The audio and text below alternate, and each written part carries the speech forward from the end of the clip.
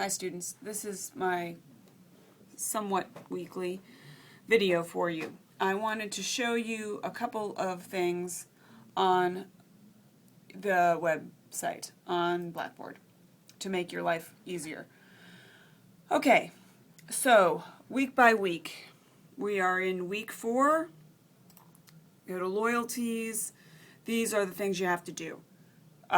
Read chapter 4 in your book. Read or skim Here and Now or listen to this. It's actually a radio interview with Amanda Palmer.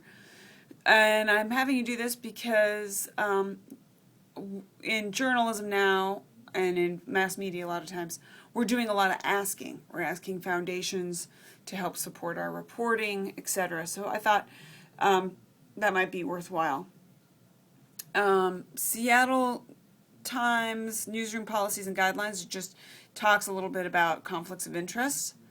Here's the loyalties lecture, which is, I try to put it in VoiceThread and that didn't work, so just go to the lecture. Cases on loyalty and conflicts. Just do case 1. The only case 1.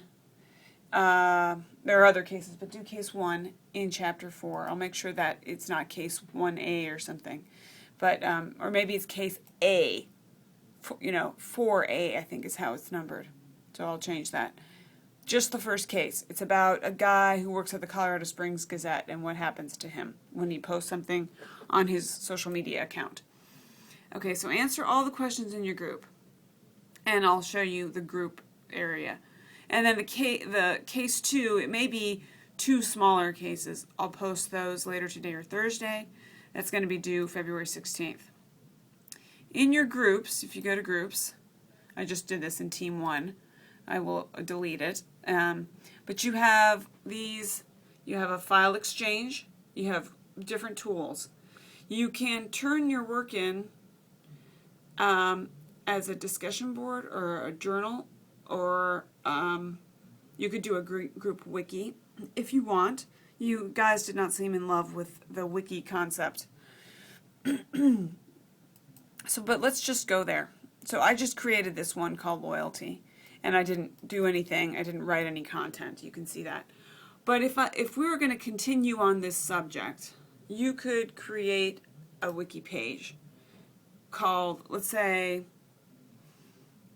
additional questions, and then you can have some additional questions. And so you could break up your group work that way and then submit it. Okay, I hope that helps. Let me know if you have questions. I wanted to also show you, some of you are already using this. You're going to tools, and there's a general forum discussion board. Looks like there are a couple of unread posts I need to look at. But, so no, I'm not having a collaborate this week. I will have one next week, and I will schedule it now so that you know what it is. Okay, so okay, let me show you something about journals, because a couple of you have questions about journals. Now you have these team journals. There's a course journal. That has been private. So I can see your posts, but you, like, so this is one from, I'm reading one from William Anderson. But you do not have, you don't have access to it. In other words, I see your posts, which is cool. If you want me to open it up, then everyone would see your posts in as raw form as they are, and you may not want that. So that's why they're private. I read them, at least for now. If you guys tell me you really want them to be public, that's fine. I think there are a couple of disadvantages to that, and that is partly that some people do their work early, and other people do it later. And so the people who do it later may benefit from your keen insights if you're writing it early.